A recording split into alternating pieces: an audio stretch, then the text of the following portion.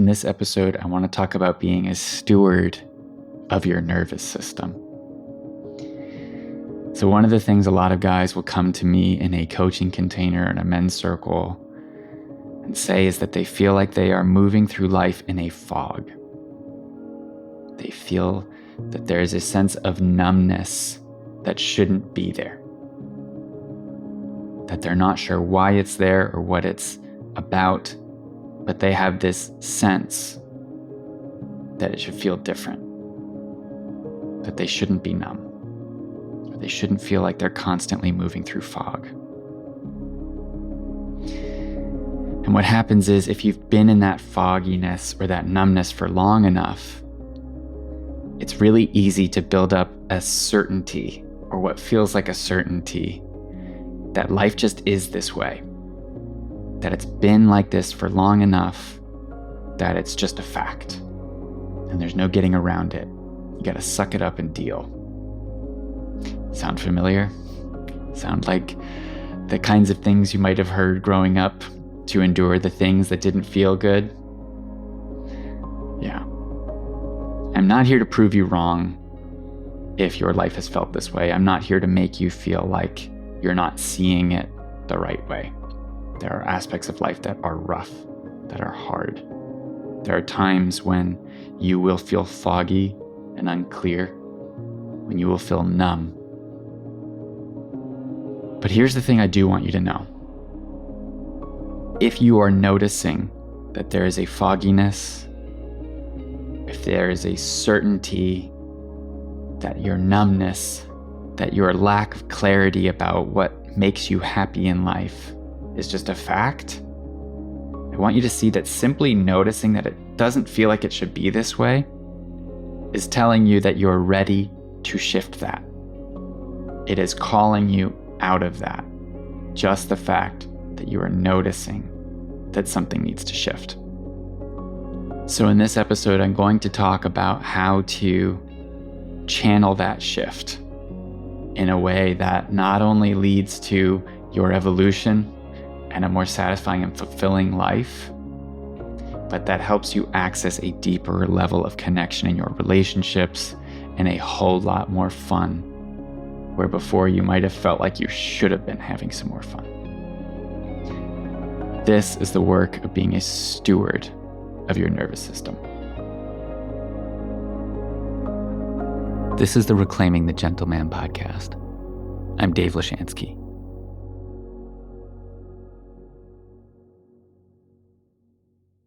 If you've ever had a feeling of numbness or fogginess, or looking at your life and feeling like there's just something missing, but you can't quite name it, I promise you, you are not alone. It's something I hear time and time again at almost every single circle that I run or have participated in. There are men who show up feeling like something needs to change. Like this fogginess is becoming unbearable. Like this feeling of numbness is becoming overwhelming. And it can be really tricky working with this, because what happens is over time, that feeling like something missing starts to morph into a certainty that says maybe this is just how life is. Maybe it is just kind of dull and dissatisfying. Maybe this is what being an adult is. And if you've been in that place long enough, the idea that things could feel more different, that things could feel more alive, almost starts to sound naive. It sounds childish. And we convince ourselves that it's hopeless, that it's childish to want something different, or to believe that it could be any other way. But what I want to offer is that feeling of dullness and that sense of dissatisfaction with your life, that sense of disconnection with the stuff that you think, that you know, should be making you feel maybe some joy or some satisfaction, is not a truth of life. It's a message The universe is trying to tell you something. So we're going to talk a little bit about why this happens to us. Why do we numb out? And so a lot of us have learned through culture or family or just our own experience that it is safer to shut things down, to shut down the wave of emotion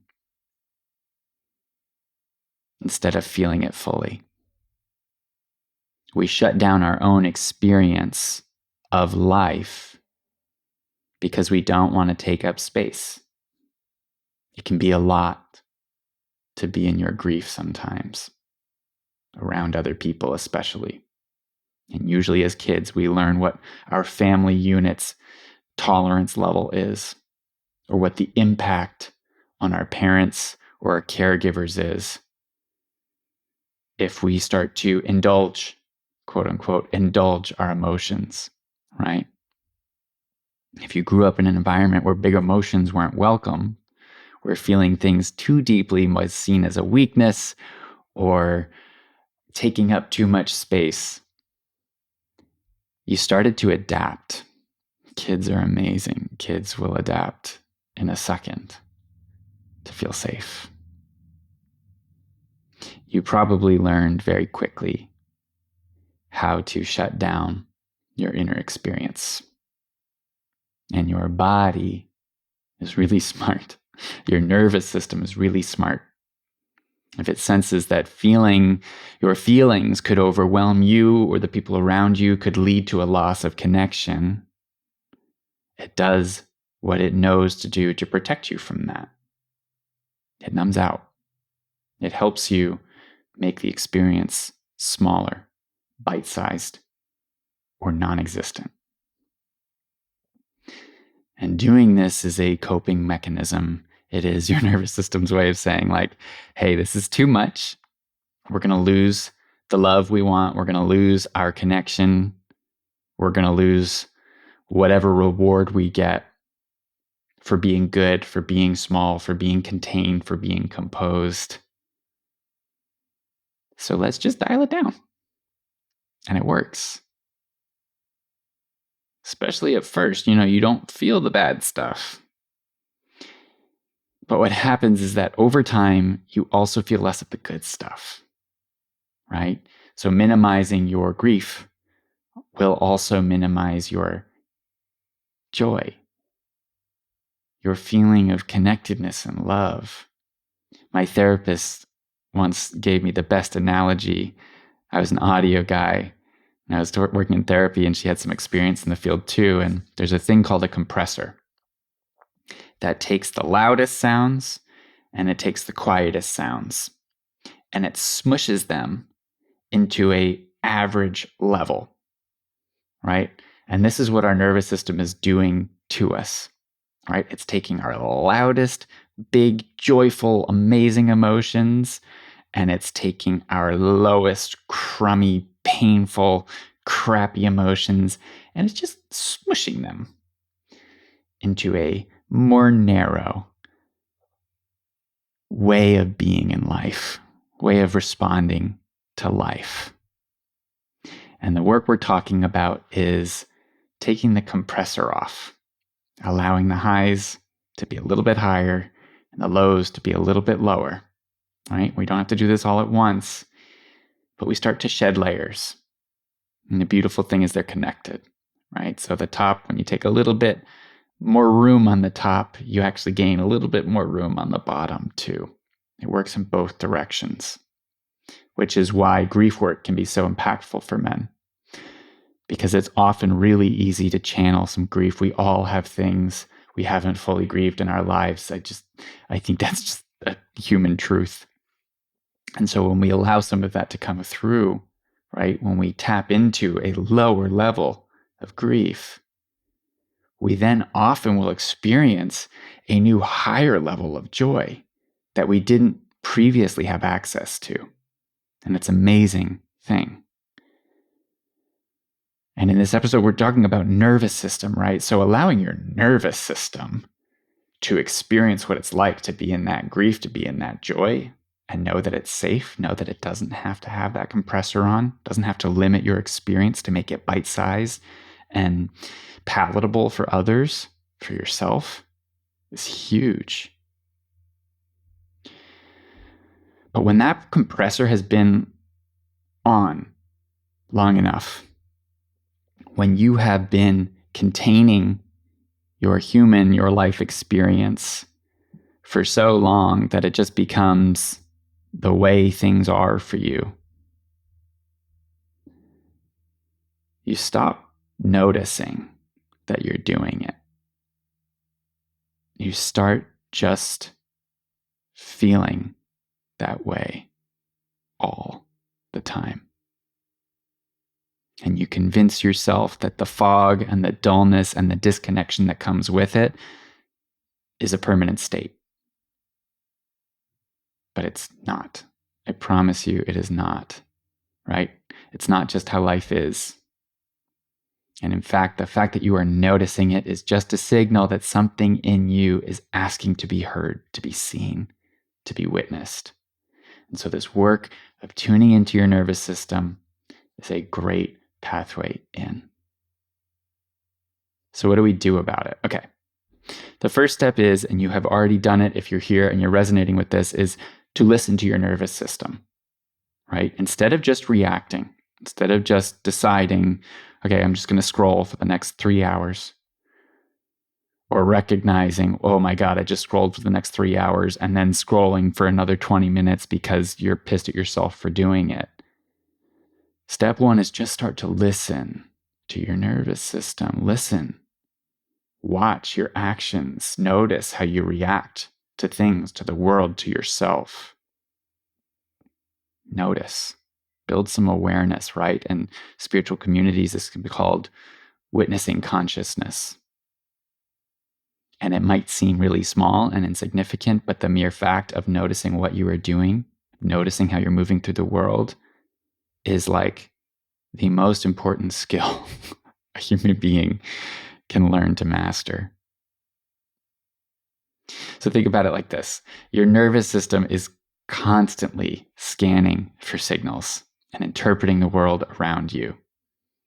And most of the time, you're just responding automatically, right? It's a nervous system. It's built to create automatic responses. It does this through pathways, right? You know, oh, when I see this light, I respond go. When I see this light, I respond stop. It's not a conscious choice.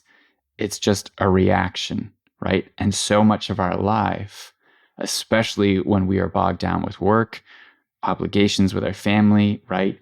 Especially if we're going through a difficult time, we conserve energy by allowing ourselves to have these automatic responses, right? And most of us pay almost no attention to them. So instead of having to constantly interpret and think about, okay, this is my next action, we just act. And suddenly a whole day has gone by. And we're like, whoa, where did I go? Right? It's like when you're driving and you like can't remember how you got to the place that you got to. You just like, oh my God, I'm suddenly here. This is a thing a lot of people talk about. And it's the exact same thing. We're just on autopilot, right? And being on autopilot means you're not paying attention to the signals. It means you're not giving yourself, you're not offering yourself the autonomy that you need to live a more intentional, grounded, connected life. So oftentimes, if we're working on this like autopilot, we don't really pay attention to the signals that we're getting from our nervous system until they get really, really loud. And that usually means we're burnt out. We're snapping at people we love. We're really angry at that guy who just cut us off on the road. And we start to just live our lives in this state of, autopilot and then huge reaction. Autopilot and then blowing things up. And we start to wonder if this is just who we are, if this is just what we are. I'm a mad guy. I have road rage. I'm just a bad partner. I snap at my partner sometimes. We start to believe that this is just a truth about us instead of a signal.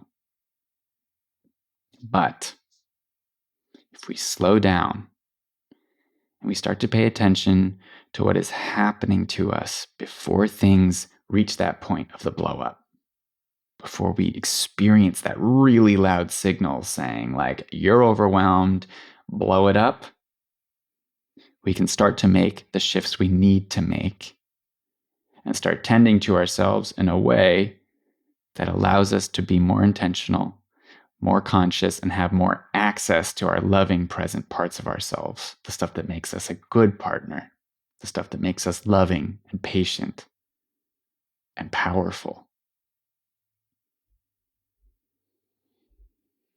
So how do you do this? There's a million things you can do.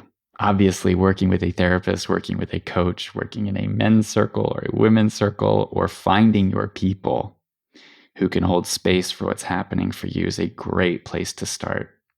And I'm building a community. I will share more at the end of this podcast about that. But I also want to give you 3 actionable things that you can do right now, starting by first and foremost. One of the things that will have a huge impact and that you might roll your eyes when you hear, but just try it. Just try it. Just notice your breath. Breath is our access to our living, breathing body, right? My teacher has said that breath, the sound of the breath, is music to the soul. It is one of the fastest ways you can check in with yourself because it is mirroring your state. If you're in a state of panic, your breath will be panicked. If you're in a state of ease, your breath will feel easeful. Right? So just start noticing it. If you feel like, there's something going on, I'm feeling this like tenseness, this numbness, or whatever it might be, how's your breath? What would it be like to deepen it? What would it be like to just take 1 minute, and I mean this, 1 minute, to breathe in and out? There's like all these box breathing techniques are really great. You can choose what works for you. I like a 5, 6, 7 breath or a 6, 7, 8 breath, in for 6, hold for 7, and release for 8, and really allow your nervous system to catch up to itself, right? Do that for 1 minute and tell me your state is not a little bit clearer. Tell me it has no impact on you. Yes, this is a lightweight, portable solution for you to be a steward of your nervous system. So it might sound trite or simple. Do not disregard it. But I also want to give you more. I want to give you more than just notice your breath. Okay? And here's the second one. And this is a big one, especially right now. Notice what you are feeding your nervous system. Right? It is not just responding to your personal experience of the world. It is reacting to every single thing that you consume. Media, the news, TV, a conversation you're hearing down the road, gossip, right? All of these things are being absorbed into your body and you're reacting to it. And what's so interesting is that, I used to love scary movies. I think about it all the time, actually. And when I was a kid, I had all these really intense experiences with scary movies that I should not have been watching. I was just too young for them. But I think about when I was really most into scary movies. I think about, what was the purpose? Why was I doing it? Why did I find that entertaining? And one of the things that I recognized in hindsight was that I needed to feel something.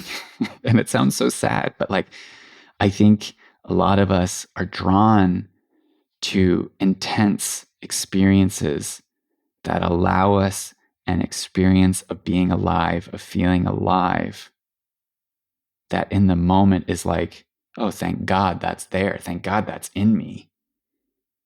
But then it leaves you drained. It leaves you kind of reeling and spinning on it. It gives you a reaction in your body that is not conducive to your presence or your relaxation or your fulfillment, right? Like it's not usually going to be filling your cup. And this is not a full-on critique of scary movies. In fact, I think there's a great way you could be a fan of scary movies. I just mean to say how aware of you, right? How aware of your response to what you are consuming are you? And how intentional are you being about what you consume as a result? How aware are you of your response to what you are consuming? How does your body feel after you watch that? The news is a really good one, especially these days. How consciously are you consuming the news? How conscious are you of your body's reaction to the violence you see? And I don't mean to say you need to stick your head in the sand. What I mean to say is you need to be intentional and make choices that honor your nervous system and that honor what you need for you when you're struggling or when you're feeling like you don't have a lot of capacity to engage. You do not need to cut yourself off completely from society, but you need to be aware of how you are receiving things and not disregard your own human experience. That is a form of violence that we have normalized that we must change collectively as a society. And really, this thing of consumption has become so real because in your phone, you have access to the most horrific, the most intense, the most amazing and spiritually enlivening stuff in the world. And it's overwhelming. It can be overwhelming, right? So how conscious are you of how you're responding to what you consume? So the practice really is to notice, right? Notice, if you've been on social media for 20 minutes, set yourself a timer, right? Scroll 20 minutes. When the timer goes off, just check in. Close your phone, close your eyes, put your hand on your chest and breathe in. Just how is your nervous system? How does your body feel? How's your breath, right? And notice how long it takes for you to come back to a state of calm. If it takes longer than a few breaths, you might want to consider creating some boundaries around the way you consume social media. And you can do this with anything. For me, I've actually had to stop watching violent movies because they stay with me, because I don't have an ability to regulate quick enough, to come back to myself quick enough after I witness people dying, after I witness blood pouring out of people. It just doesn't sit well with my system. And knowing that allows me to be a better steward of my nervous system. It's not about cutting everything out, okay? It's just about being conscious of how things affect you. The last modality for caring for yourself in this way, for being a steward of your nervous system that I want to raise for you is this. Try going 5, 10, or even 20% slower in your human interactions. This is a subtle but powerful, powerful, powerful tool. It's something that I invite everyone who joins a men's group with me to do every single call. I invite all of them to opt in. It's an opt-in challenge to go 5, 10, or 20% slower than feels normal. So the way you can implement this in your life is the hard way to start, and I think this is a really cool one to start with, is to do this. So every time you engage with someone, whether it's a partner, a friend, or a stranger, whatever it is, you're checking out at the grocery store, whatever it might be, think about what you're bringing into that interaction, into that moment. Check your mood and your energy and try going slower. Try responding after a second, right? Give yourself a beat to respond. Give yourself a full breath before you respond, and it's okay, right? Okay, it might not always be okay. Don't do this when you're giving a big work presentation for the first time, right? But find an interaction where it's going to be okay if it comes off a little weird, maybe, right? So grocery store is a great example. Go a little slower the next time you're checking out at the grocery store. When they're speaking to you, take a good long breath in and out and then respond. If that feels too long, give yourself a beat. If it feels too short, take a bigger breath, right? But practice slowing down your interactions, right? Pause before you respond. What happens? Just notice what happens when you pause, right? At first, it might just give you anxiety. You might just be like, whoa, I'm coming off really weird right now. But if you give yourself enough time and enough grace and compassion, those are necessary ingredients here too. What you might notice is that you feel a lot more connected after the interaction. You feel a lot closer to the person. Like you've given them space to be and they've given you space to be, right? When it goes well. Sometimes it doesn't go well. Sometimes people will be like, okay, this guy's too slow, moving on. And sadly, I think that's the state of a lot of our world right now, but it's also, there's a choice we get to make in that too, where we can keep trying to keep up with a pace that is too fast for all of us, that is hurting and harming all of us all the time, right? Or we can witness that in action and take action to slow it down, to move at the speed of our nature when we have the choice, which is probably more often than you take it. That's certainly true in my in my world, and I'm sure it's true in most people's world, where we see the world moving quickly outside our window in our lives, and we think we have to keep up or we're going to fall behind. We think we have to move that fast at someone else's pace, right? When the truth is, we do have the ability to slow it down just a little bit more. And what happens when you do that is you open up your felt experience in the moment. You give yourself space to know what you're feeling, to notice what's coming up for you. If you don't give yourself that space, you cannot honor what is best for you. You can't. It's impossible. But if you do choose to go that 5, 10, even 20% slower, start by just seeing what it feels like. Notice. And the next step is to choose how you respond. To really get intentional about what am I noticing I want to automatically say, and what is it that I actually want to say? Just giving yourself this space sends a huge message to your nervous system that you are taking charge, that you are hearing the message. It's hearing the message, we're not in a rush. Oh, we are safe. I can be present here. Your nervous system isn't just something that runs in the background. It's something that you can, with intention and with action, work with. Harness. It's a powerful tool. It's a powerful ally. But it needs your stewardship. And when you do choose to be a steward of your nervous system, the fog, the numbness, the feeling of disconnection and dissatisfaction with life will start to clear. And it doesn't happen overnight. And it doesn't happen with one big breakthrough. These things take time.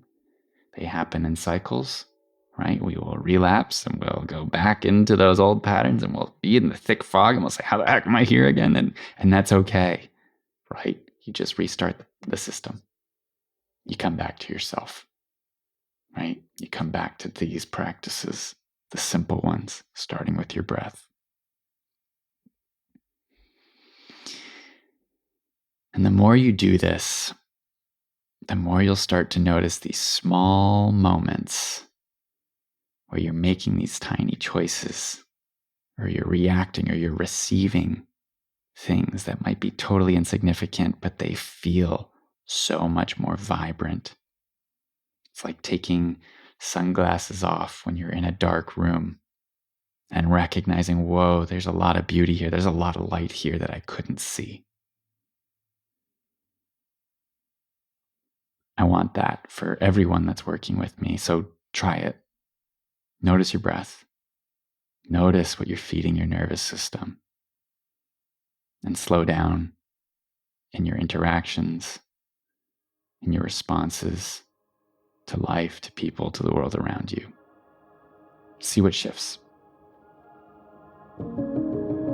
Thank you for listening. If what you heard today resonates with you, please get in touch. I am starting an initial offering just for founding members, for men to come into deeper connection and understanding for how they can show up in relationship. If you're finding yourself in looping conflicts that never seem to resolve, this is for you. If your partner's ever told you that they don't feel you, that they need more of you, that they don't know what's going on for you, they don't know how to take care of you, this is for you. If you're sensing that your relationship needs more from you, this is for you. I am looking for founding members for this offering, and it will fill up quick.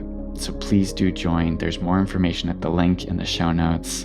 And if you know a man who could benefit from this, someone who is in a committed relationship and seems to be struggling or needing some help, please do share this episode, this podcast, with him. It really does help me. I am building a movement for men to experience more connection and love by offering it to themselves. And there are so many men out there who are struggling deeply and turning to men who are dividing us. I believe we are here to evolve, and this moment is calling for us to step toward ourselves and one another. And that's the work that I'm doing. If this is aligned with you, if this is a mission you'd like to support, please subscribe to this podcast and share it with someone who you think might also benefit from it. It means the world to me that you've listened to this point, and anything you can do to help me spread the word, I so deeply appreciate. Thank you for listening. Until next time, be well.